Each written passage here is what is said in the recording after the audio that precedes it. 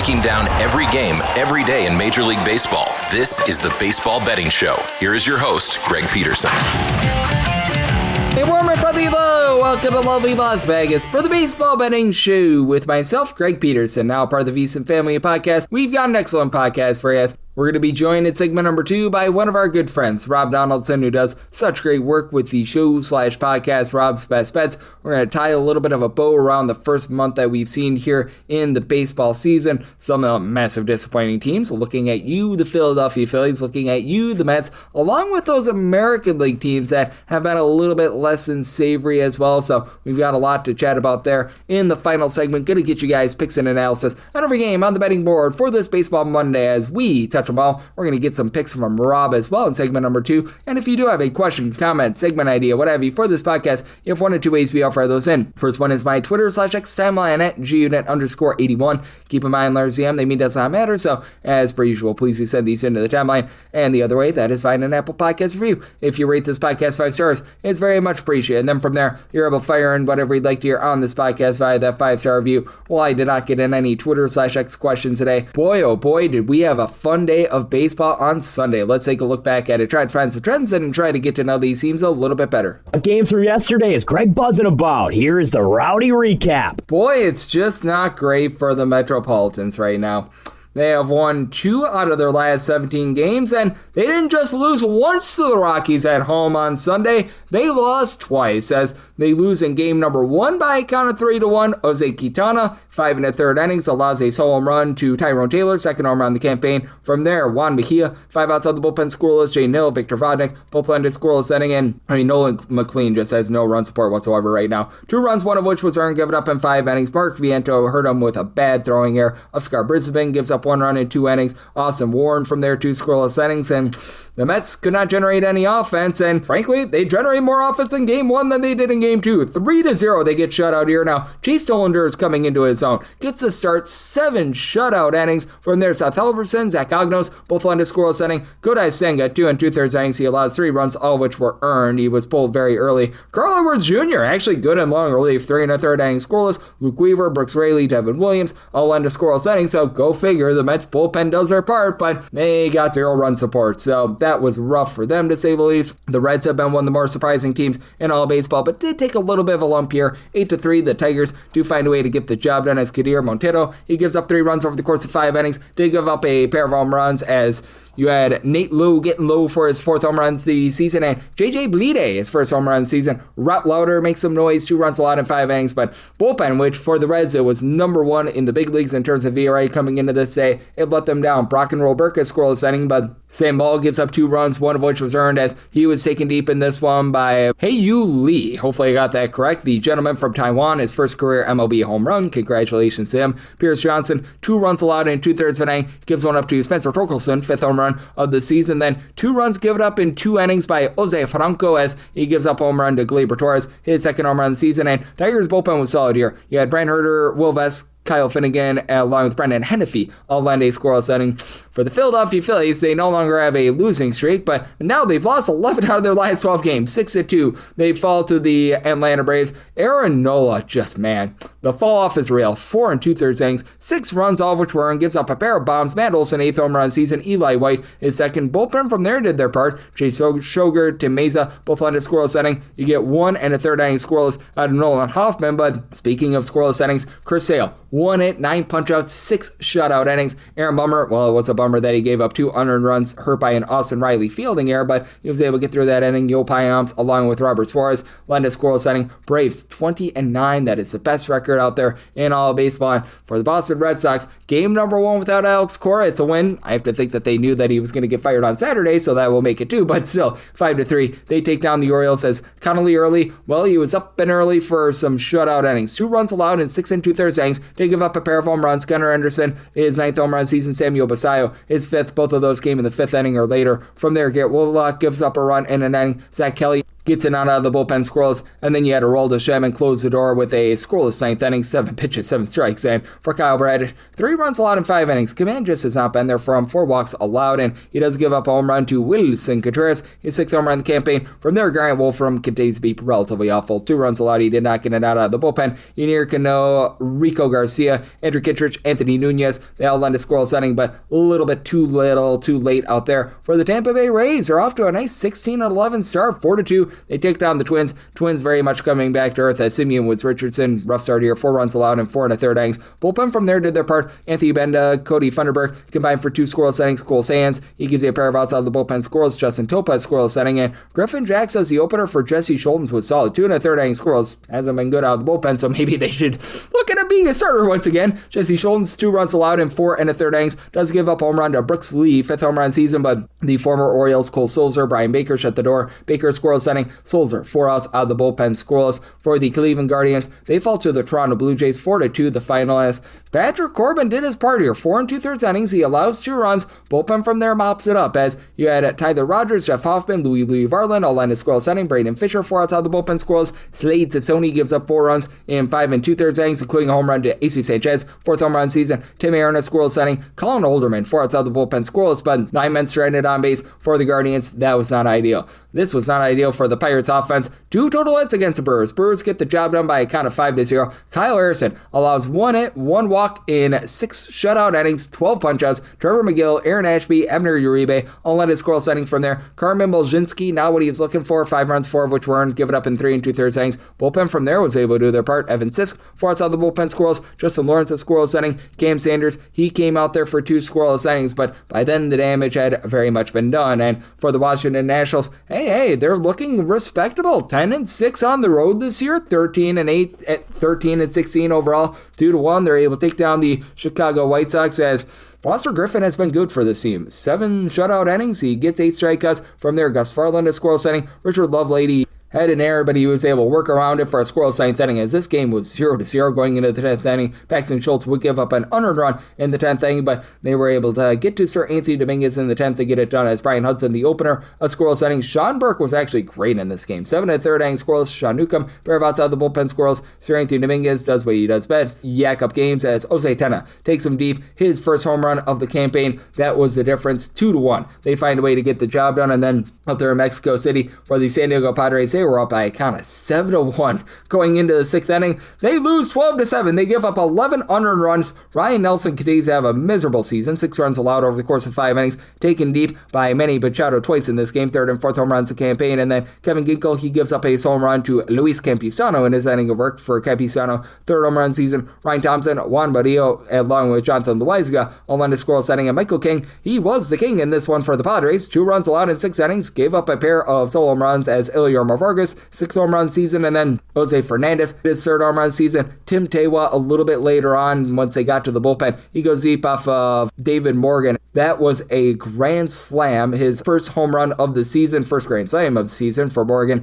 Gives up 4 runs in a 1/3 of an inning. Bradley Rodriguez gives up 2 runs in 2/3 of an inning. Ron Marinaccio, he got 1 out. He gave up 4 runs. Wandy Peralta, pair of outside the bullpen scoreless. So the Padres, who have been solid 18-9, they completely yak that game away. Speaking of yakking games away, how about the LA Angels, as they were up 8-6 with 1 out to get in the 9th inning, and you had Drew Pomeranz give it up here, and for the Royals, they find a way 11-9 of what was supposed to be the Sunday Night Baseball game. Turned out to be that because there was a rain delay, but for the Royals, they find a way despite the fact that Seth Lugo got destroyed. He was a human pinata, giving up 14 hits. They let him go out there for 6 1/3 innings. He gave up 7 runs, all of which were earned, including a home run to Mike Trout, 9th home run season. From there, you had Evan Morgan give you a pair of outside the bullpen scoreless. Nick Mears, a scoreless inning. Alex Lang does give up a run in an inning, and Lucas Ercich gives up an unearned run in the 10th inning. Reed Detmers, not great, not terrible. 3 runs allowed in 5 innings. He does give up a home run as he was taken deep by Bobby Witt Jr. Shockingly, his first home run of the season.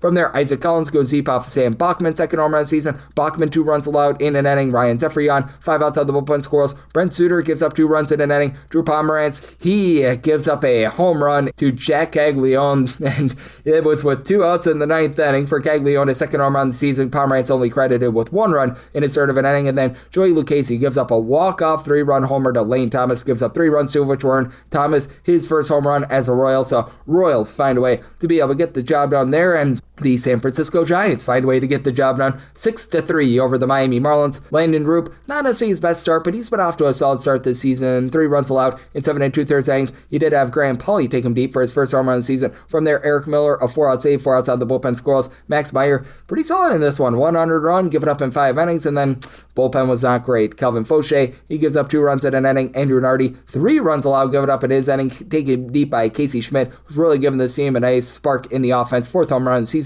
From there, Anthony Bender, a Squirrels setting, but by then it was too little too late. How about the Athletics being above 500? 2-1. They take down the Walker Texas Rangers. For the Rangers, Cooper Rocker was solid in this one. 2 runs allowed over the course of 6 innings. Tyler Alexander, along with Peyton Gray and Gavin Collier, they all lend a scoreless inning. JT Ginn and Juice, not long for this game. 3 1/3 innings. He doesn't give up any runs. It looks like there was a little bit of an injury here, so we'll be checking in on him moving forward. Joe Kuhnel, pair of outside the bullpen. Squirrels. Jacob Lopez, who's now in the bullpen. He gives up a run in an inning, but Justin Sterner, Hogan Harris, they both lend a scoreless inning. Jack Perkins, 2 scoreless innings as the Rangers, 1 of 9 with men in scoring position, and leave 11 men on base. The A's, they left 11 men on base, 1 of 13 with men in scoring position, but they were the ones that were able to persevere and find a way to be able to get that one to the window. For the Seattle Mariners, they find a way to get to the window. 3-2, they take down the St. Louis Cardinals. For the Cardinals, Michael McGreevy, solid in the start. He gives up a solo home run over the course of 6 innings, taken deep by Cal Raleigh, big dumper, his 6th home run in the campaign.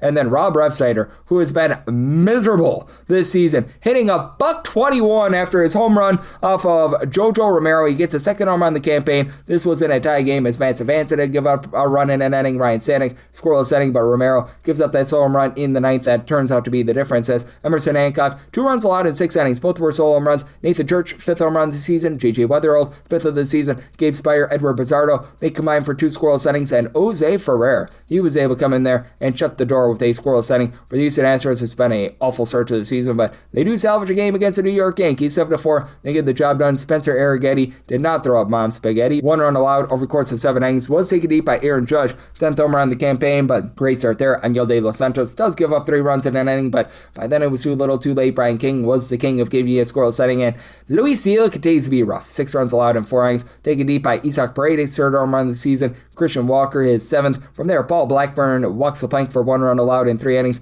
Ryan Yarbrough, a scoreless inning, but again, little bit too little, a little bit too late there. And for the Cubs, they were riding a 10-game win streak. Now they have lost back-to-back games. The Dodgers get the job done 6-0. The final is Shota Imanaga, not what he was looking for. 5 1/3 innings, gives up 5 runs, all of which were earned as none of them were via home runs. The lone home run in this game was off the bat of Shohei Ohtani off of Homie Milner. His 6th home run season. Milner gives up that home run in his inning of work. You had from there Yaxel Rojas give you 1 2/3 innings scoreless, but Justin Robelski was just on it in this game for the LA Dodgers. 6 scoreless innings out for the Cubs. 0-8 with men in scoring position, and they left 12 men on base. That's a good way to lose a game, but you had Edgar Enriquez, Jack Dreyer, Kyle Hurt, the Hurt, all give you a scoreless setting. So for the LA Angels, they find a way to persevere through that, and they were certainly able to get the job done on Sunday. And if you're taking a look at trend-wise, what we're getting in baseball right now, it certainly has been an overwhelming start to the season. You look at the last 7 days of Major League Baseball, and the over sitting at 55.6%. 50 overs, 40 unders, and 3 pushes along the way. Favorites are having themselves a nice run of things. 56-36 on the money line over the last 7 days. That's a 60.9% rate. Overall for the season, just 55.6% though. Favorites 229 and 183 on the money line, and among those 229 favorites, you've seen 39 fail to cover the run line. Meanwhile, the over rate overall 53.7%, 219 overs, 189 unders, and we've had 12 pushes along the way. So that's what we're seeing in baseball right now, and that's what we're all getting trend-wise. Coming next, how about if we do chat it up with our good friend Rob Donaldson of Underdog Fantasy right here on the Baseball Betting Show, myself, Greg Peterson, now a part of the Beats and Family Podcast. Breaking down every game, every day in Major League Baseball. This is the Baseball Betting Show. Here is your host, Greg Peterson. We're back here in lovely Las Vegas for the Baseball Betting Show with myself, Greg Peterson, now part of the Beats and Family Podcast. Always great to be joined by this man, as we've got Rob Donaldson aboard. He does such great work with the show/podcast, Rob's Best Bets. He's doing an amazing job taking a look at all that we're getting in baseball right now. He does a great job on the college basketball front. football, and so much more. He does great work over at Underdog Fantasy, and you're able to follow him on the old Twitter/X at RobDFB altogether, and for his video content at his name, Rob Donaldson on YouTube. And Rob, it's always great to get you aboard. Thank you. Yeah, thank you for having me on, Greg. And we're coming off a really fun, baseball weekend. There was a lot of sports going on across the board, and we're kind of at a point right now, basically 2 months through the season, a little or close to it, where we're kind of starting to get a really strong handle on players, teams, who's a contender, who's fallen off a cliff, and I'm excited to talk about with you today. Absolutely, and I'm so glad that you ended by saying falling off a cliff, because let's turn our attention to the NL East. The New York Mets and the Philadelphia Phillies. My gosh. I mean, the Mets finally won 2 games in a row, and as we're doing this, they've lost 2 straight to the Colorado Rockies. Looks like it might be becoming a third in game 3 of that set. I mean, how do you take a look at these 2 teams that had so many expectations for them in the NL East? We thought it was going to be one of the best races in all of baseball, and right now it's the least competitive, with the Braves running and hiding with this division. Yeah, and you know what's kind of funny when you look at the NL East, the bottom 4 of these teams align the bottom 6 in the NL. And so that just kind of speaks to even the bottom 5, rather, when you're talking about the Marlins actually being the 6th worst record in Major League Baseball on the NL side. And from that standpoint, it does kind of give you some optimism that, hey, if you are a Mets fan, if you are a Phillies fan, if you're wanting to back them from a betting front as well, there is some upside to beat up on a bad division, because I do think this tends to be kind of a bad division when you look at the potential outlook long term. But the Braves, as of right now, their rotation is holding pat, the lineup is producing runs, and there's no real contention out of those bottom teams. So, yeah, the NL East has been a mess, and I don't know if it's going to get a whole lot better, honestly. And I do have to ask you this, because with the Mets and the Phillies, man, if you can find a team that's more disappointing than either of those 2, I really salute you. I know that it's bad for the Royals, but the Royals were more of an upside pick, so I don't think that they've been more disappointing than this. But out of these 2 just sad, deplorable teams right now, which one has a better chance of being a little bit less sad and a little bit less deplorable moving forward? Yeah, I think it's the Phillies, because when you do look at, obviously, Taijuan Walker was in the fold. He's a big reason why that run differential is so very, very deep into the red right now, and they've shipped him off. And I think kind of like when you're looking at the Red Sox, for example, and even just kind of starting to look at these teams that are aligning the bottom, it's not really a question of should they make moves, it's when they will make the moves. And when these teams do make the moves and they still have a kind of an open division setting to make a little bit of a push or make a little bit of a run to get back into the swing of things. We've seen it from the Astros in past years when it comes to the AL West kind of being a weaker division. They start off slow, get hot later, hot in the middle, and all of a sudden kind of round the season into form. Well, I think from that standpoint, the Phillies already making moves despite being 1-9 over the last 10 games. It's one of those things that potentially can yield some promise. And I also tend to think that when you're looking at the bats as of late, their bats have been lighting it up. Just can't say anything positive when you look at the other team in the Mets. Oh, man. And I mean, with the New York Mets, is it just me, or is it a case where they just decide to neglect the pitching each of the last few seasons, going into the season with the likes of David Peterson, Clay Holmes as their main starters? And I feel like they're the victims of their own, shall we say, boneheaded moves, because they traded for Marcus Semien, who had showed nothing the last 3 years over the run with the Texas Rangers. Yeah, I think from that standpoint, when you look at the Mets, they were a victim of their own sort of like, hey, it hasn't been working. We haven't got to the World Series. And that's the barometer for a team like this when you spend that kind of money, regardless of, past success, kind of just even recent success of we've shown we can get there. We just need a little push. And so what they did was they did a complete facelift. And unfortunately, the Botox got botched, because when you're looking at this team, they are slow. They might be the slowest, least energetic young team that I've ever seen in my life, because you mentioned Mark Semien and he's 35 or 34 or wherever he is, but everybody else on this roster feels like they're 24, 25, 26, maybe 27. But they're slow. They can't steal bags. They don't really play the small ball element. And so if they're not mashing, which is kind of tough to do when you're in New York in March and April, well, all of a sudden you're in some really bad straits. And certainly when you look at the rotation and just the pitchers that were supposed to yield some of that promise or return some of that promise. It just hasn't come to fruition. Code just got yanked today after about 3 innings as well. And so I think when you're looking at the Mets, it's a disaster. They're not going to get better. They kind of almost ravaged through their minor league system to acquire pieces in past years. And unfortunately, this is kind of where they're at right now. Oh, man. I mean, this is just really, really awful for the Mets. It's funny to watch, but if you're a Mets fan, I really, really do feel bad for you. It's Rob Donaldson, who does such great work with the show/podcast. Rob's Best Bets is joining me right here on the Baseball Betting Show. And speaking of making moves, the Phillies made a few with releasing Taijuan Walker, but they haven't made wholesale moves. The one team that has, and thus far, 2 wins in a row, Boston Red Sox, they are now going to be playing against the Toronto Blue Jays, another disappointing team out there in the American League. It's Ranger Suarez and Dylan Cease going on Monday with the Blue Jays, right around about minus 135, as high as minus 150 favorites. How do you take a look at, for one, this game, and two, both of these teams? Because the Red Sox obviously grabbed the headlines for canning their coaches and putting them in a van that quite literally says coaches for hire, which I thought that was one of the most hilarious things ever. You feel bad for Alex Cora and company, but man, the jokes just wrote themselves on that one. But that said, how do you look at these two teams? Because the Red Sox obviously have gotten more headlines, but the Blue Jays have had a rough start to the season too. Yeah, and you know, with the Blue Jays, at least they kind of have like the built-in excuse of, hey, we have a lot of players on the IL right now, both from a pitching standpoint and from a hitting standpoint. And early on in the season, you know, that was kind of the big thing is we don't have Alejandro Kirk. We don't have Aston Barger, Nathan Lucas, Anthony Santander, and even George Springer is at the IL recently as well. And obviously, when you look at the rotation, no Shane Bieber, no Jose Barrios, no Trey Savage, who was a great arm in the playoff circuit. From the Toronto standpoint, the first couple months here almost was kind of like, hey, let's just hold pat. Let's try to win as much games as we can. But ultimately, we're trying to fall around that 500 range. I don't think necessarily it's time to push the panic button for them.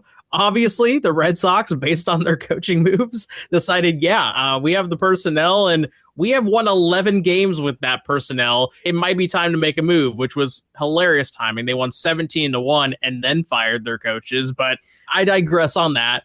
When you are looking at this game in a vacuum, I tend to think you look at the Blue Jays still right now with so many guys on IL, and even though the lineup has shown some sparks, it's not really that impressive. And same with the Red Sox. A lot of slow guys hitting well below their back of the baseball cards, and they're aging sort of out of that range of their primes for a lot of them as well. And so from that standpoint, I look at the first 5 frames with a guy like Ranger Suarez, who's really turned it up as of late.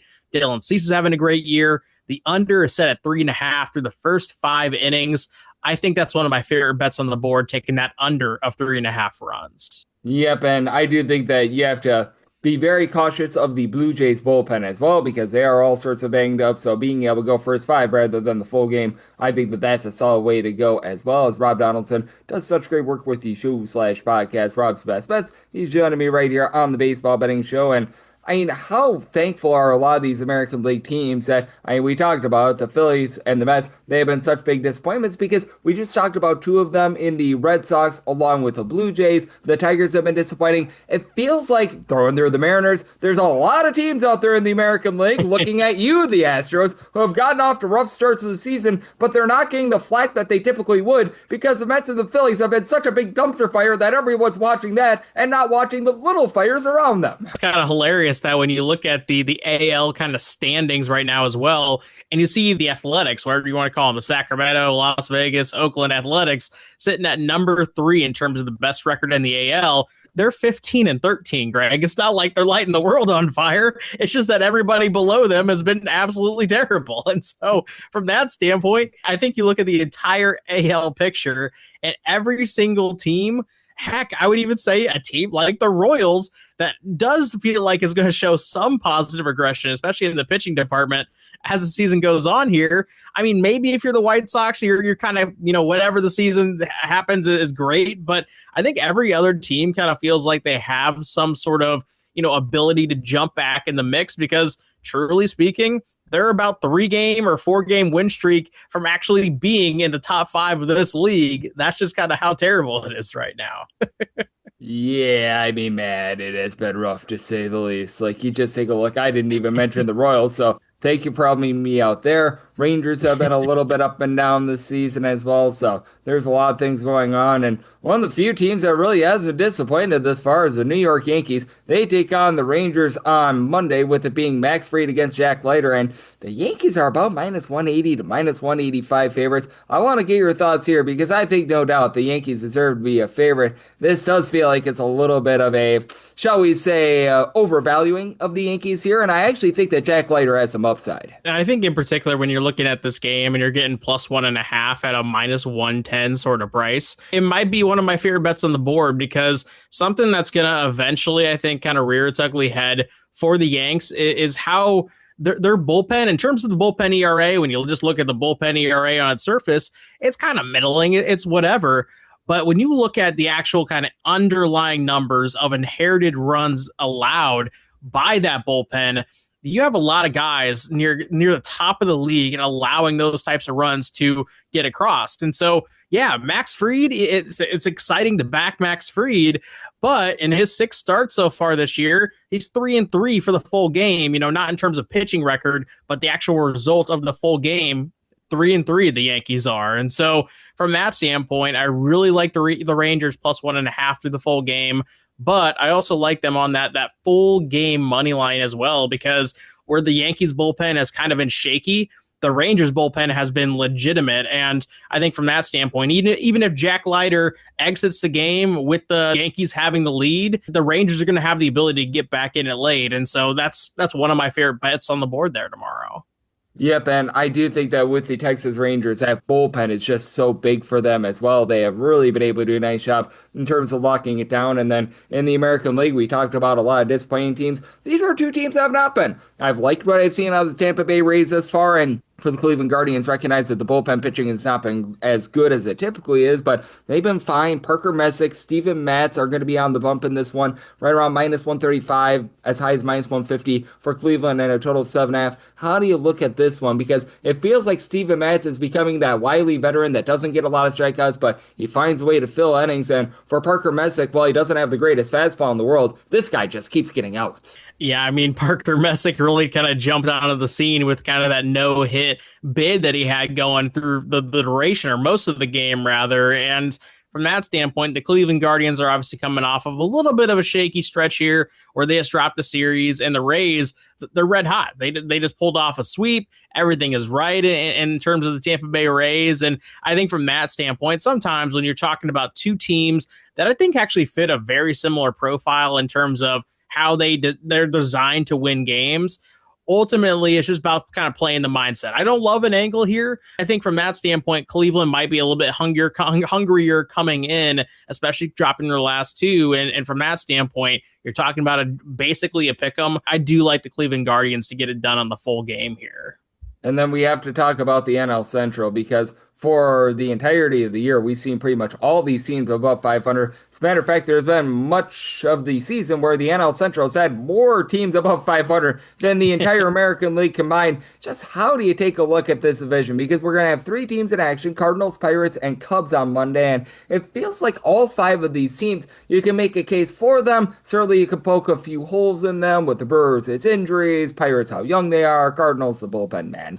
Not necessarily great to say the least, but at the very least, all these teams have shown some upside, and I certainly think that all these teams might at some point this season, even for much of the season, be able to provide some good value when they're not beating up on each other. Yeah, and I think when you're looking at, this division at large, 4 of the teams have very, very similar profiles where it's not going to be on the backs of pitching, right? I think when you look at the Reds, Cubs, Pirates, and Cardinals, the games that they win will be generated from the lineup side of things. And the Brewers, once again, the way that they always are, they're going to limit runs allowed. They're going to have one of the better pitching staffs from top to bottom in the league without having the top to bottom best names in the league.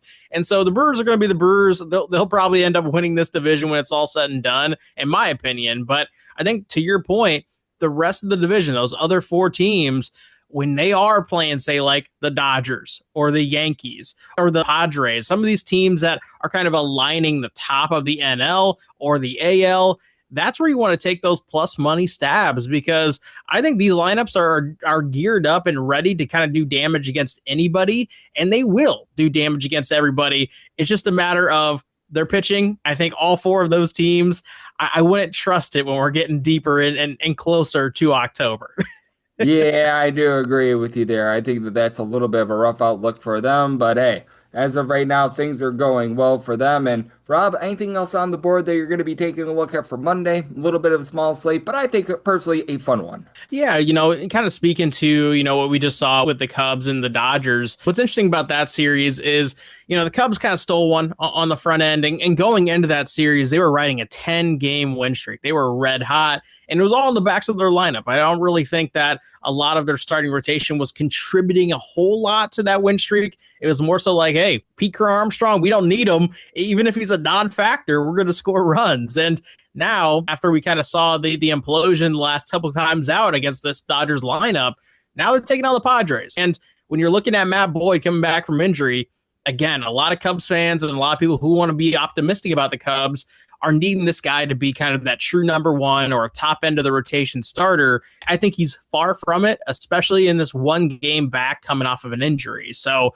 even with San Diego coming over from Mexico City on that short rest and after giving up like 11 runs in the last 4 frames, I tend to think that when you're looking at the Padres, I really like their prospects, especially going up against a guy like a Matt Boyd who's coming off the IL, and I don't think necessarily is going to be producing the best outcomes on a game-by-game basis moving forward. Let's hope that the San Diego Padres bullpen doesn't give up 10 runs in 2 innings. I was in on them on Sunday. My goodness gracious. Oh, no.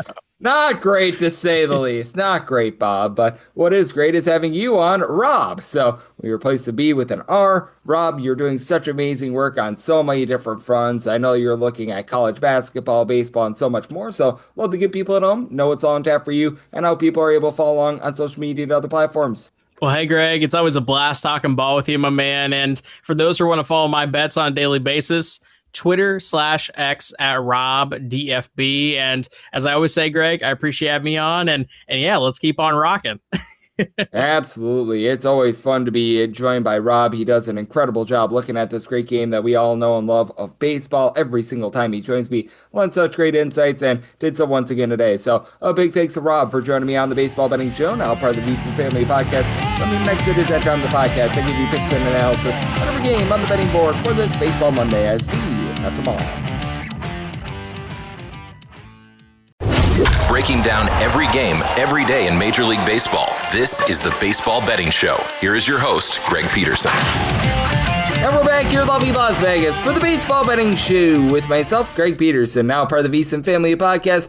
Always great to be joined by Rob Donaldson. He does such great work with the show/podcast, Rob's Best Bets. Every single time he joins me, lends such great insights. Did so once again today. Also does some great work over at Underdog Fantasy. So big thanks to Rob for joining me in the last segment. Now it is that time of the podcast. I give you picks and analysis on every game on the betting board for this Baseball Monday as we touch them all. If a game is listed on the betting board, Greg has a side and a total on it, so it is time to touch them all. Do note that, as per usual, any changes that are made to these plays will be listed up on my Twitter/X feed at @unit_D1. We are going to be going in Las Vegas rotation order. This is where we go with the National League games first, then the American League games. If we had interleague games, they'd be at the bottom. We do not have any, so that'll keep things all nice, neat, clean, and easy. Let's get things started. This is 9:01, 9:02 on the card. The Pittsburgh Pirates are going to be playing us to the St. Louis Cardinals. Dustin May hopes that's May Day for the Cardinals. Mason Montgomery is going to be the opener here for the Pirates. Right now, initial openers are the Cardinals being plus 105 to plus 110, minus 125 across the board. That's what you're finding on the Pirates with a total of 8.5. Unders between minus 115 to a minus 110. Overs between minus 105 to a minus 110. And right now for the St. Louis Cardinals, I'm going to be looking for some more openers because most places did not have this on the board because it's going to be Dotel who's going to be the bulk guy for the Pirates. They had yet to announce an opener, but if we could get to a plus 112 or higher with the Cardinals, which I think we're going to get when it's all said and done, I'm going to be in on the money line. Now, with Dustin May, it's been a rough season for him, right around about a 5.82 ERA, picking up where he left off last season when he had that brutal 4.96 ERA. He was getting fewer than 8.5 strikeouts per 9 innings, and he's down to about 7.2 strikeouts per 9 innings this season, but it's hard to be able to trust in Wilber Dotel, who's going to be the bulk guy. He's only pitched 2 2/3 innings at the MLB level. He was at the AAA level this season season with a 6.28 ERA, 1.3 home runs, 4.4 walks per 9 innings. Now, Mason Montgomery and the bullpen of the Pirates has actually been solid. Right now, they're posting up an ERA that's right around about a 3.27. That is a top 10 mark in all of baseball. We've really been seeing You Don't Miss with the Yohan Ramirez be solid. They have a guy in Justin Lawrence who has struggled this year, but he had a sub-3 ERA last season. It feels like Dennis Santana is a guy that you can trust in, unlike Gregory Soto, the closer, but all in all, these guys have been solid. And for the Pittsburgh Pirates, this has been an offense that has really been humming when they've been at home. They're scoring more than a full run per game more at home rather than away from home, about 5.5 runs per game at home compared to about 4.2 runs per game away from home. After hitting right around the Mendoza line of 200, you've got O'Neal Cruz giving you 8+ home runs. He's been able to do a nice job being able to up that batting average to above a 250. Ryan O'Hearn, I really thought was a great add in the offseason. Over a 400 on base thus far. Brian Reynolds has been able to give you about a 380 on base. Spencer Horwitz has been able to give you some good at-bats. Now Colton Griffin, Joey Bart, been a little bit rough for them, but Griffin did look better in that last series against the Brewers. And then flip side for the St. Louis Cardinals, this team is above average with regards to their offensive production. Right now, you've been having Jordan Walker supply 8 home runs thus far this season. He's done a great job being able to reach base. Ivan Herrera, not a great batting average. He and J.J. Weatherholt both right around about a 238 to a 240, but Weatherholt 363 on base, 403 for Ivan Herrera. Nolan Gorman is really not giving you too much. He doesn't hit for power. He doesn't really hit for average, but Mason Wynn is back to about a 350 on base. Nathan Church in that series against the Seattle Mariners, he had 3 home runs, and for the Cardinals, this has been an awful bullpen as well. Ryan Stanek, Matt Savanson, George Soriano, all with ERAs well above a 4. Jojo Romero has been solid over the last few seasons, and Riley O'Brien has been as well. But the Cardinals, they are in the bottom 5 in the big leagues in terms of bullpen ERA, so that's a little bit of a concern. And I do think that as a result, you get a higher scoring game. Plus 112 or better, which I think we get when it's all said and done. Going to be willing to take a shot on the Cardinals on the money line, like the over. Semi-total and an 8.8. 903, 904 on the card. The Cubs, they're going to be on the road against the San Diego Padres. Randy Vasquez is on the bump for the Pods. Matthew Boyd goes for the Cubs. Cubs do find themselves between minus 115 to minus 120 favorites, between even money to plus 110. That number on the Padres, 8 is the total. Over is between minus 105 to a minus 110. The under is between minus 110 to a minus 115. And I'm going to be willing to lay it with the Cubs. I'm willing to go up to a minus 118 on this money line for Matthew Boyd. Came off the injured list, looked solid in that first start. It's a relatively small sample size for him this far this season. He does have a 5.79 ERA, but has only made it through 3 starts, got injured in one of them, so that's something that you look at because the fielding depends 158 because he's getting 14.1 strikeouts per 9. You go back to his last full season, 1 home run, 2.1 walks allowed per 9 innings, but only closer to about 7.7 strikeouts per 9 innings. I think that he reverts to that sort of form. Meanwhile, Randy Vasquez, who wasn't very good in my opinion last year, I recognize that he had a respectable ERA of a 3.84, but more of a 4.85 fielding dependent, 5.3 strikeouts, 3.5 walks per 9 innings. His swing and miss stuff is way up this year with about 9.4 strikeouts per 9 innings. He's reduced on the walks, but have to keep in mind that the Padres are coming back from playing in Mexico City. Like they talk about the elevation factor coming back down from Coors. Mexico City is even more elevated than that, and the San Diego Padres entered in that series in the top 5 in terms of bullpen ERA. That got elevated with the fact that they gave up 10 runs in the final 2 innings of that game against the Arizona Diamondbacks.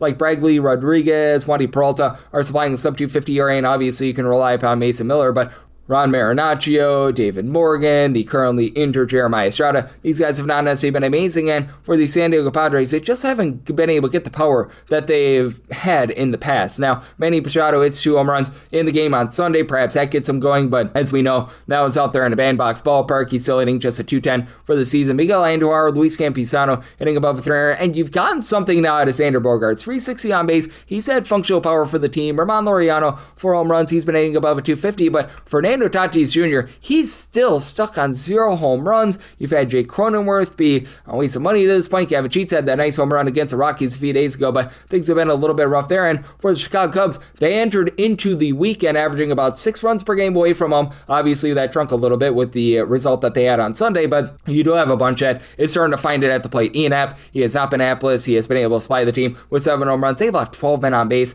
on Sunday while getting shut out. There should be some positive regression to that. The entire catcher spot has been hitting. Moises Ballesteros, Carson Kelly, both of these guys have been able to give you well above a 350 on base. Miguel Amaya has been able to move the line as well. Nico Horner is hitting above a 300. So I do think that for the Cubs, they're going to be able to get things rocking and rolling there. Recognize that the bullpen is just, with all sorts of injuries in general. Phil Matone, Hunter Harvey, Caleb Thielbar, Daniel Palencia, all on the injury list, but they did bring over Jacob Webb from the Texas Rangers, where he had a sub-3 ERA last season in a very small sample size. Corbin Martin has looked solid. Ben Brown is able to fill a few innings, so I'm willing to trust in the Cubs here at a minus 118 or better on the money line. I did set my total at 7.9. I do think that the elevation coming back down from it is going to affect the Padres bats in this one, so do like the under, and I'm willing to lay up to minus 117 with the Cubs. 9-5, 9-6 on the card. The Marlins are on the road against the LA Dodgers. Yoshinobu Yamamoto goes for the Dodgers. Chris Paddock is on the bump for Miami. Miami, a very sizable underdog, plus 225 to plus 245, minus $3 is that money line price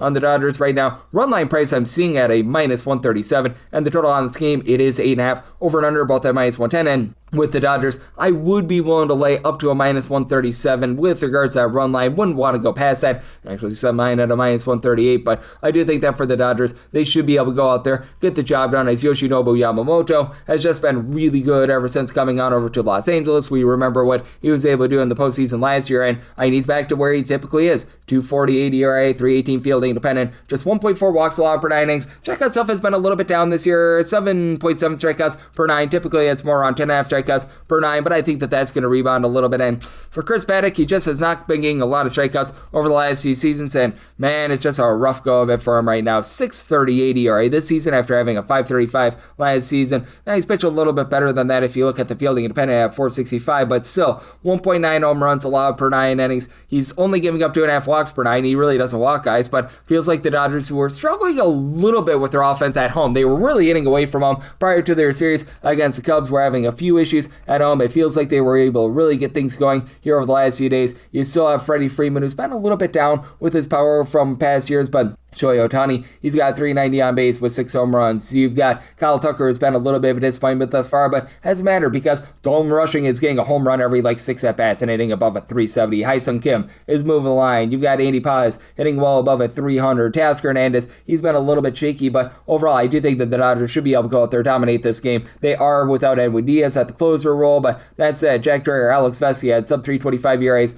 last season. Tanner Scott, 2 years ago, was one of the more dominant relievers in all baseball. And for the Miami Marlins, it's been a little bit shaky in terms of bullpen this season. Pete Fairbanks has an ERA well above a 5. Andrew Nardi, Anthony Bender, these are guys that supplied an ERA below a 3.25 last year. They're pretty solid. You've had Calvin Fauché have his ERA elevate to a 6. I think that that's going to come back down. Love the pickup of John King from the St. Louis Cardinals, so I do think that you get a little bit of a lower scoring game here, especially with the fact that the Miami Marlins, they're back in the bottom 7 with regards to home runs on a per at-bat basis. You do have Liam Hicks, who's been able to supply 5 home runs, hitting above a 300. This is more of a contact team. Javier Sanja, Xavier Edwards, Otto Lopez, playing at least a 310 for this team. They do now have Kyle Stowers off the injury list. Hasn't quite looked like himself here in the first few games, but still, I think that he's going to help them out. Still has been able to give you a relatively good on base. Jacob Marcy has given you nothing in terms of hitting, but when you get him on, he's been able to steal 10 bags already this far this season. So did some total at 8.3, like the under with the Dodgers. Want to lay that minus 137 run line. 907, 908 on the card. The Rays are on the road against the Guardians. Parker Messick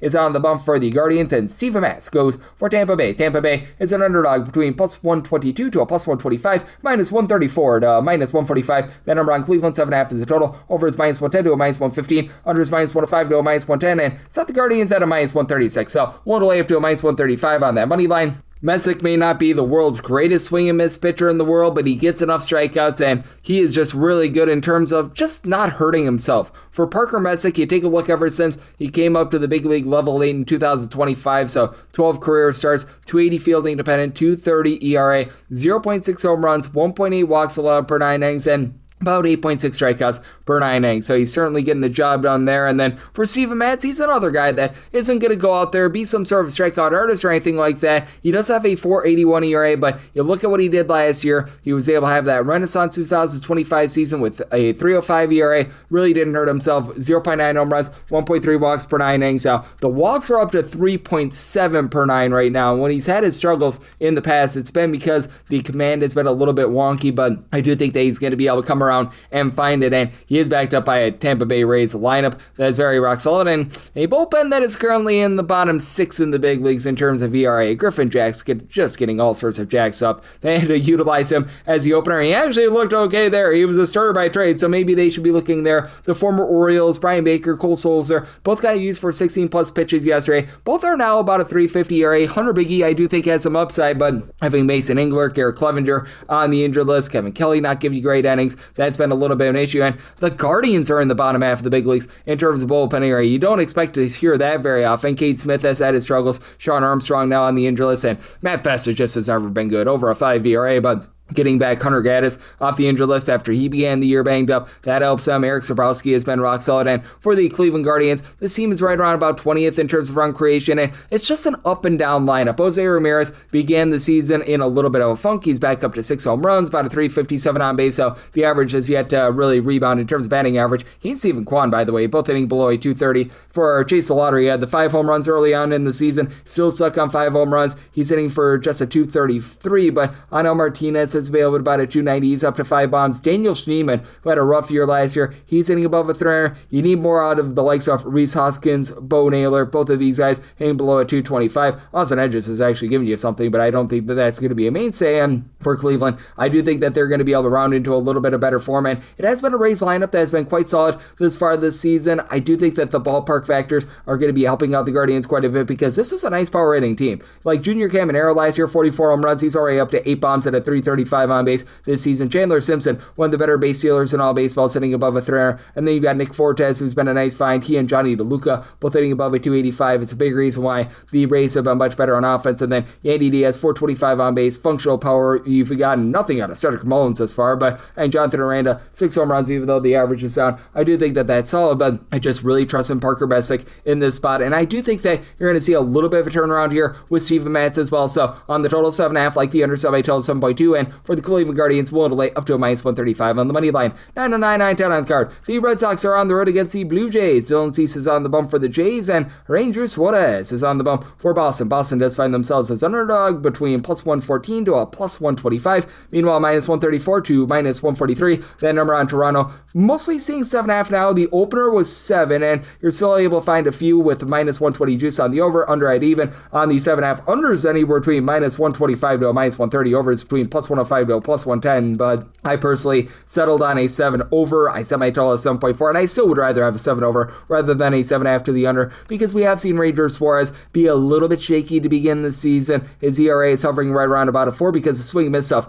is way down. He's at a career low 6.3 strikeouts per 9 innings. 1 home run allowed per 9 is actually his highest since the COVID 2020 season. 2.5 walks per 9 innings. It's not like he's been bad, but certainly has not been amazing. And I do think that the Red Sox, who were 6th last year in terms of runs per game going into Saturday, they were 24th. I do think that they're starting to find it a little bit more. I know that a lot of people disagree with the Alex Cora firing, but I do think that awoke this team just a little bit at the plate. They're playing with a little bit more urgency right now. You still have Wilson Contreras, who's been able to give you about a 375 on base. Got home run number 6 yesterday. Roman Anthony's not hitting for batting average, but about a 355 on base. As a matter of fact, he, along with Connor Wong, throw in there Ceddanne Rafaela, all these guys are giving you at least a 350 on base. Weiler Abreu has been able to give you 4 home runs. He's over a 350 on base as well. It's really been more of the infielders, like Trevor Story, along with Caleb Durbin, hitting below the middle line 200. Marcelo Meyer hitting at 225 with not a lot of power. These guys are the guys that need to pick it up. And it is a Red Sox bullpen that last year was number 2 in the big leagues in terms of bullpen ERA. Aroldis Chapman right now, the second best closer in all of baseball behind Mason Miller, Danny Kalum, Greg Weiser, Garrett Woodlock, all at a sub 350 ERA. Does feel like they've taken a half a step back this season. And this is a Toronto Blue Jays team that is in the bottom 10 in the big leagues in terms of bullpen ERA. They've just dealt with so many injuries that's dealt them a bad hand. Having Yibi Garcia on the injury list really hurts them. I had to remove Jeff Hoffman from the closer role, but you do have Tyler Rogers, Louis Varland, give you a sub 3 ERA. Braden Fisher has been pretty solid, so I do think that they're going to be able to get a little bit back online if they can get Mason Flaherty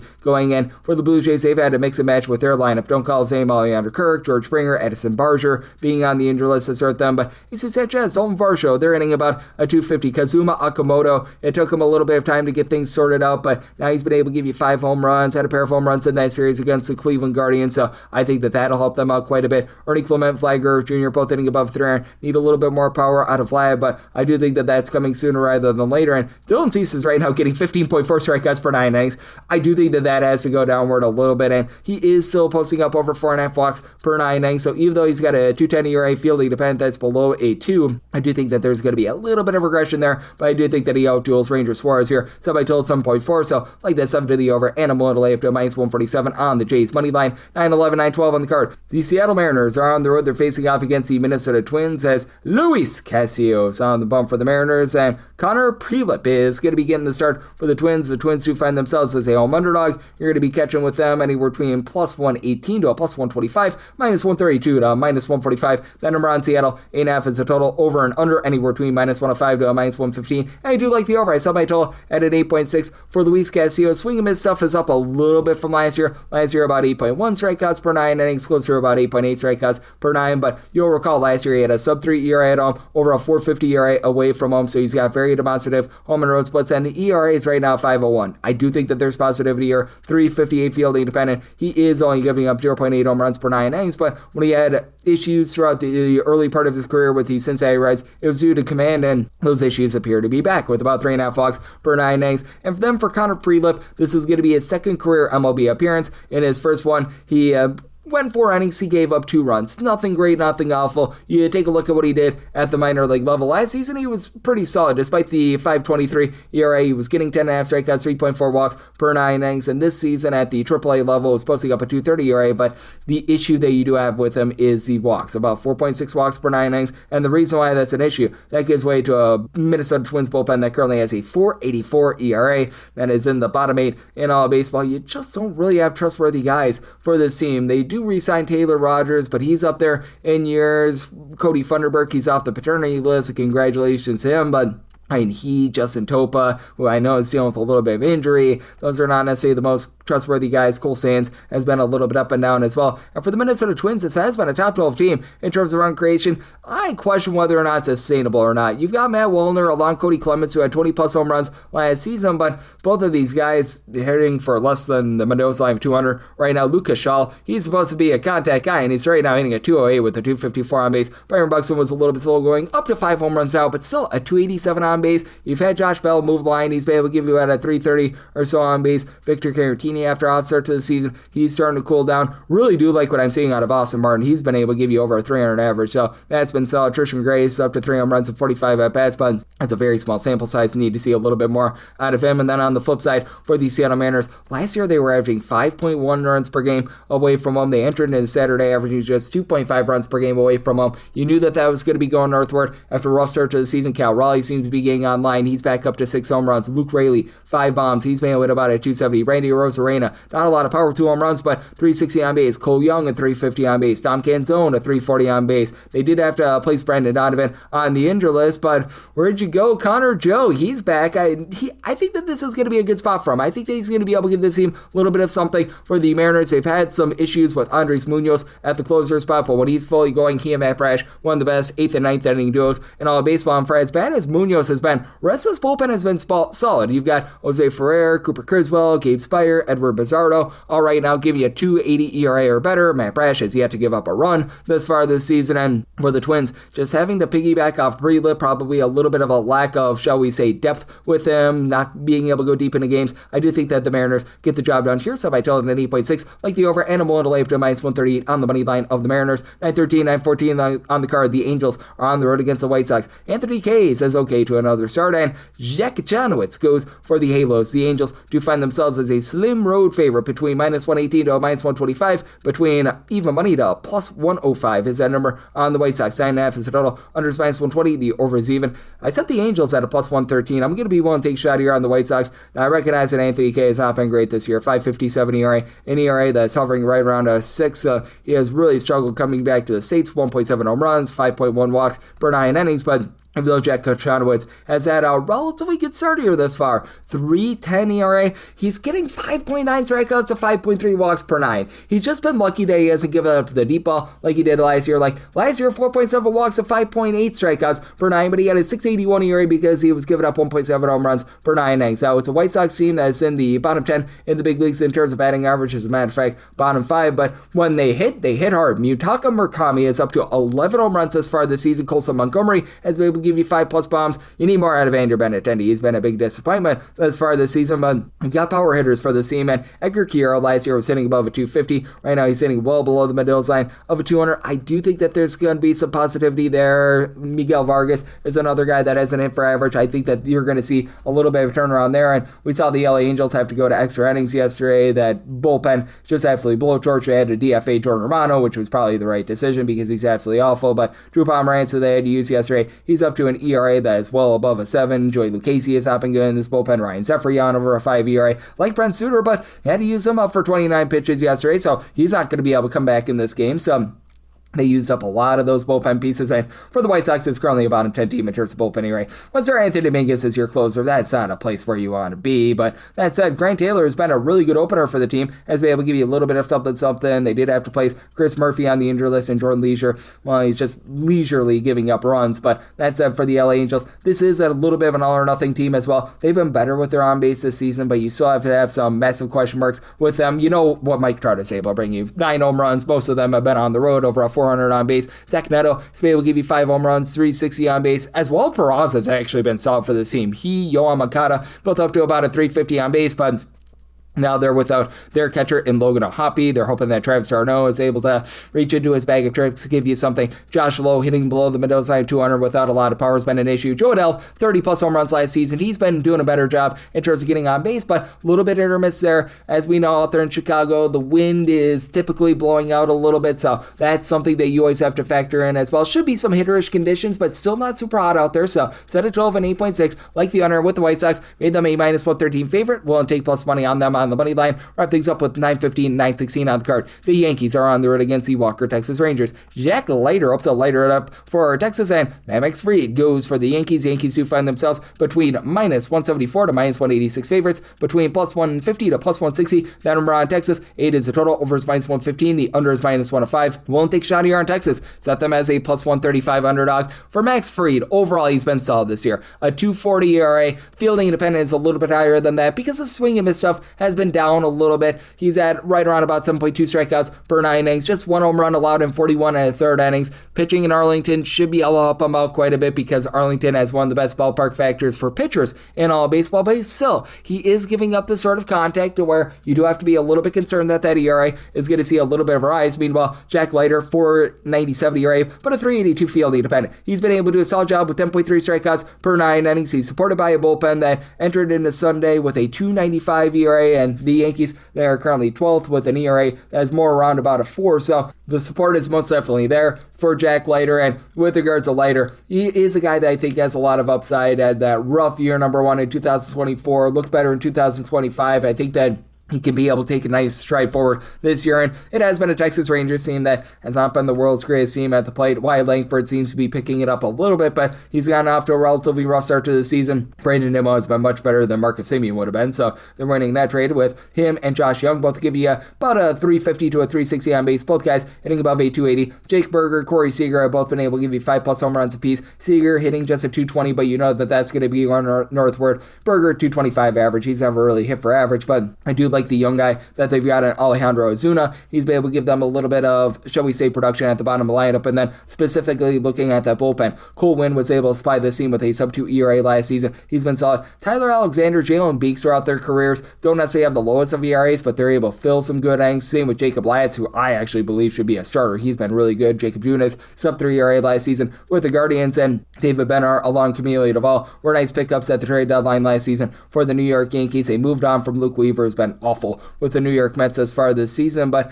you do have to have a few question marks with this bullpen. Brent Hendrick is a guy that I really like. He had a sub-3 ERA last season. Fernando Cruz, Tim Hill, they're able to get the job done, but some of the long guys could be a little bit shaky. And for the Yankees, this can be a lineup that is a little bit all or nothing. Aaron Judge is up to 10 home runs. On-base percentage a little bit down for past seasons, but still 370 is passable. Really like what I've seen out of Ben Rice. 9 home runs, over a 450 on base, so he's been great. But how about the infielders? Jazz Chisholm had a little bit better series against the Astros and needs to learn about the replay system. That's not been great to say the least, but he's still hitting right around about a 220. Austin Wells, the catcher, really all the catchers for this team. Ryan McMahon, all hitting below the Bedell sign of 200 has been an issue when they've given Randall Grichuk at bats. Just hasn't panned out for him quite yet. So I do feel like this number has been a little bit too lofty, and I do think that Arlington is going to be able to press the offense in this game, so my total is 7.6, like the under. And for the Rangers, set them at a plus 135, so getting above plus 135 will take a shot on the money line. That'll wrap things up for the Monday edition of the Baseball Betting Show, now part of the VSiN Family Podcast. If you do like hearing from this fine podcast, Baseball Betting Show, you're able to subscribe wherever your podcasts, Apple Podcasts, Google Play, Spotify, Stitcher, and TuneIn. If you have a question, comment, segment idea, what have you for this podcast, you have one or two ways to be able to fire those in. First one is my Twitter/X timeline at @GUDit_81. Keep in mind, letters they mean does not matter, so per usual, please send these into the timeline. Otherwise, find an Apple Podcast review. If you rate this podcast 5 stars, it's very much appreciated. From there, you're able to fire in whatever you'd like to hear on this podcast via that 5-star review. Big thanks to Rob Donaldson, does such great work over at Underdog Fantasy, along with the Rob's Best Bet Show for joining me in the live segment, coming at you guys every single day with picks and analysis on every game, every day. So I'll be back with you once again tomorrow. Thank you.